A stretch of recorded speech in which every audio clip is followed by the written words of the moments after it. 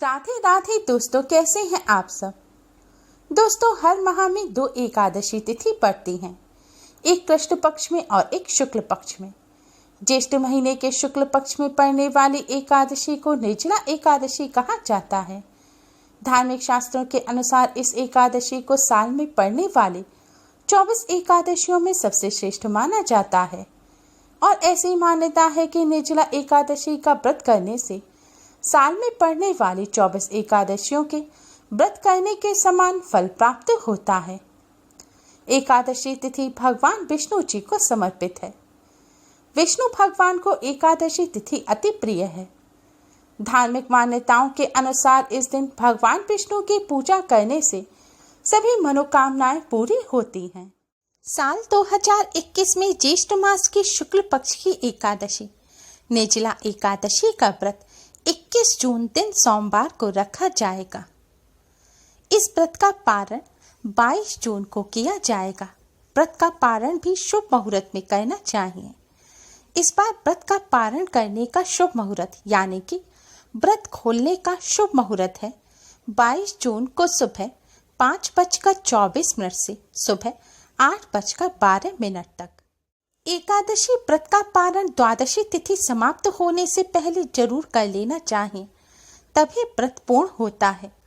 और इस बार द्वादशी तिथि 22 जून को सुबह 10:22 पर समाप्त हो जाएगी, इसलिए व्रत का पारण 22 जून को सुबह 10:22 से पहले अवश्य ही कर लें।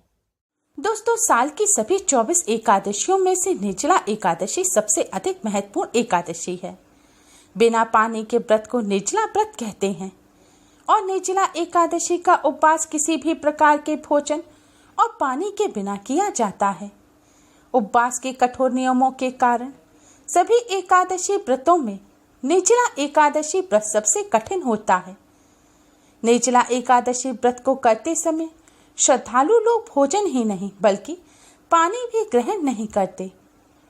जो श्रद्धालु साल की सभी 24 एकादशियों का उपवास करने में सक्षम नहीं है, उन्हें केवल निर्जला एकादशी उपवास करना चाहिए, क्योंकि निर्जला एकादशी उपवास करने से दूसरी सभी एकादशियों के उपवास करने का पुण्य फल प्राप्त होता है। भगवान विष्णु के वे सभी भक्त जो स्वस्थ हैं और व्रत कर सकते हैं, चाहे वह महिला हो, पुरुष हो, कुंवारी कन्याएं हो, कुंवारे युवक हो, सभी को निर्जला एकादशी का व्रत अवश्य ही करना चाहिए। निर्जला एकादशी से संबंधित एक पौराणिक कथा है। इस कथा के अनुसार पांडव एकादशी। दोस्तों, पांडवों में भीम खाने पीने के अत्यंत शौकीन थे। वह अपनी भूख पर नियंत्रण नहीं कर पाते थे, इसलिए वह एकादशी का व्रत नहीं करते थे। लेकिन उन्हें लगता था कि एकादशी का व्रत ना करके वह भगवान विष्णु का अनादर कर रहे हैं। इस दुविधा से उबरने के लिए भीमसेन महर्षि व्यास जी के पास गए। तब महर्षि व्यास जी ने भीमसेन को साल में एक बार निर्जला एकादशी व्रत को करने की सलाह दी और कहा कि निर्जला एकादशी साल की 24 एकादशियों के तुल्य है। तब भीमसेन ने इस व्रत को रखा। तभी से निर्जला एकादशी को पांडव एकादशी, भीमसेनी एकादशी या भीम एकादशी के नाम से भी जाना जाता है। दोस्तों, निर्जला एकादशी व्रत के महत्व को जानने के बाद आइए अब जानते हैं निर्जला एकादशी व्रत की विधि। व्रत में किस तरह से पूजन करें, किन नियमों का पालन करें, क्या ना करें और निर्जला एकादशी के दिन किन वस्तुओं का दान करें। दोस्तों, निर्जला एकादशी का व्रत भी अन्य एकादशी व्रत की तरह 10वीं तिथि से ही शुरू हो जाता है। व्रत रखने वालों को 10वीं तिथि के दिन केवल एक समय सात्विक भोजन ग्रहण करना चाहिए। भोजन में मांस, प्याज, लहसुन, मसूर की दाल, बैंगन आदि चीजों का भूलकर भी सेवन नहीं करना चाहिए। 10वीं तिथि पर सूर्यास्त के बाद कुछ भी खाना नहीं चाहिए।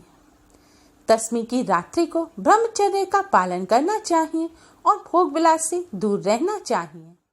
निर्जला एकादशी पर सुबह जल्दी उठकर घर की सफाई करें। ध्यान रखें, आज के दिन घर की सफाई करते समय, झाड़ू पोंछा करते समय विशेष सावधानी बरतें, क्योंकि इस दिन किसी भी सूक्ष्म जीव की हत्या अगर आपके हाथों से हो जाती है तो इससे आपको महापाप लगेगा। इसलिए हो सके तो व्रत रखने वाले घर में झाड़ू पोंछा ना करें। अगर घर में कोई और करने वाला नहीं है तो झाड़ू लगाते समय विशेष सावधानी बरतें। इसके बाद स्नान करके स्वच्छ वस्त्र धारण करें। अब आप अपने मंदिर की सफाई करें। मंदिर में भगवान जी की जितनी भी तस्वीर हैं सभी को साफ कपड़े से पोंछें और भगवान जी की जितनी भी प्रतिमा हैं उन्हें स्नान कराएं और स्वच्छ वस्त्र धारण कराएं। इसके बाद भगवान श्री हरि विष्णु जी को लड्डू गोपाल जी को पंचामृत से स्नान कराएं। पंचामृत यानी कि दूध, दही, घी, शहद और शक्कर। पंचामृत से स्नान कराने के पश्चात अब आप भगवान जी को पीले रंग के वस्त्र पहनाएं और भगवान जी का श्रृंगार करें। हो सके तो आज के दिन भगवान जी को नए वस्त्र पहनाएं। अब आप भगवान जी के सामने एक शुद्ध घी का दिया जलाएं। दिए को सीधे जमीन पर ना रखें और दिए के नीचे आज के दिन चावल भी ना रखें, क्योंकि एकादशी के दिन चावल का इस्तेमाल करना वर्जित माना जाता है। इसलिए आज के दिन आप दिए के नीचे कोई कपड़ा बिछा लें या किसी प्लेट में आप दिए को रख दें। दिए के साथ ही एक सुगंधित धूप बत्ती अवश्य ही जलाएं। इसके बाद भगवान श्री गणेश जी का सर्वप्रथम पूजन करें। भगवान श्री गणेश जी को कुमकुम से तिलक करें और उनका पूजन करें।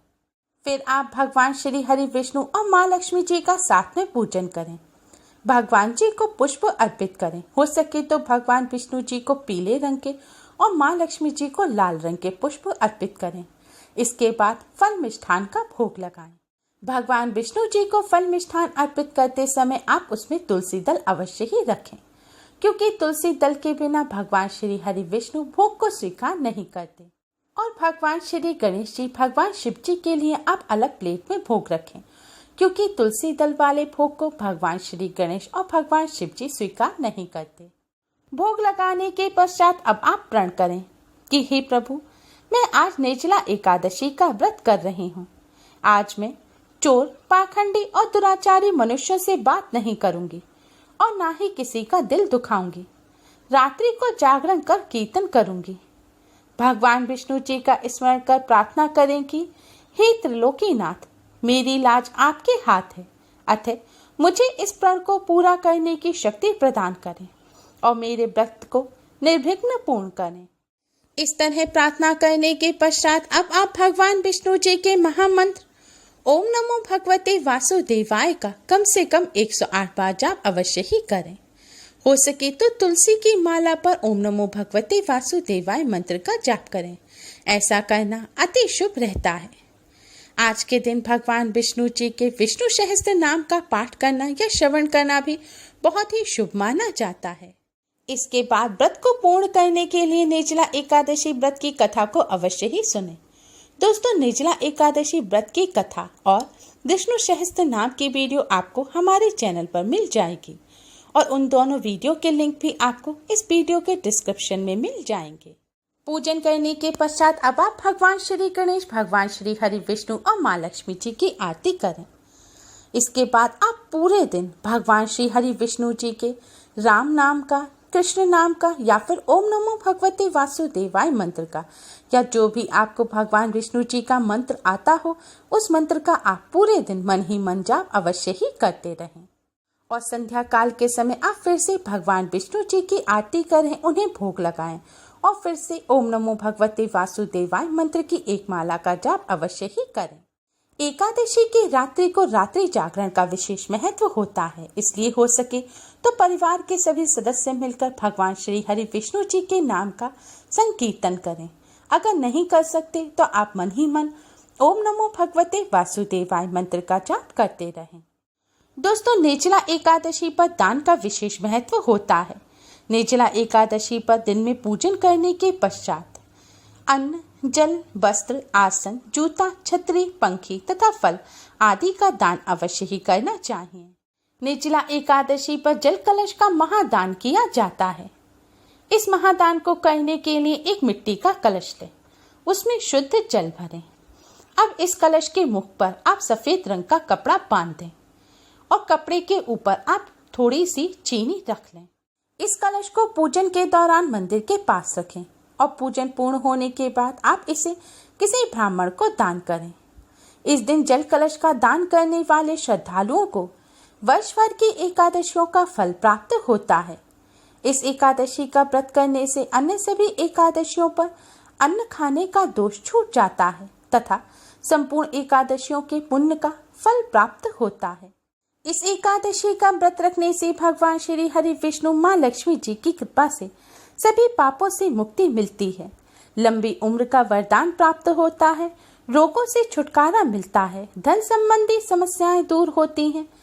जो मनुष्य इस एकादशी का व्रत करते हैं उनके लिए कुछ भी असंभव नहीं रहता। उन्हें अविनाशी पद प्राप्त होता है और मान सम्मान की प्राप्ति होती है।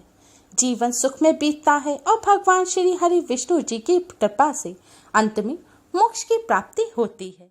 दोस्तों, निर्जला एकादशी व्रत के नियम बहुत ही आसान हैं। इस व्रत में एकादशी के सूर्योदय से लेकर द्वादशी तिथि के सूर्योदय तक ना तो कुछ खा सकते हैं और ना ही पानी पिया जाता है। यह व्रत निर्जला और निराहार रहकर किया जाता है। द्वादशी तिथि पर घर की सफाई करने के बाद स्नान आदि करके आप अपने मंदिर की सफाई करें। जैसे एकादशी पर आपने भगवान जी को स्नान कराया, इसी तरह स्नान कराएं और उनका पूजन करें। द्वादशी तिथि पर पारण के लिए जो आप भोजन बनाएं, उस भोजन में गाजर, सलजम, गोभी, पालक, प्याज, लहसुन आदि चीजें ना डालें। सात्विक भोजन बनाएं। भोजन बनाकर आप सबसे पहले भगवान श्री हरि विष्णु माँ लक्ष्मी जी को भोग लगाएं। इसके बाद अगर हो सके तो किसी ब्राह्मण को भी भोजन कराएं या फिर आप ब्राह्मण को मिष्ठान और दक्षिणा दें। ब्राह्मण को भोजन नहीं करा सकते तो दक्षिणा निकाल कर रख दें और बाद में उसे ब्राह्मण को दे दें। दोस्तों, आपने भगवान जी को जिस भोजन का भोग लगाया है उसे ही खाकर आप अपने व्रत को खोलें और व्रत को पूर्ण करें।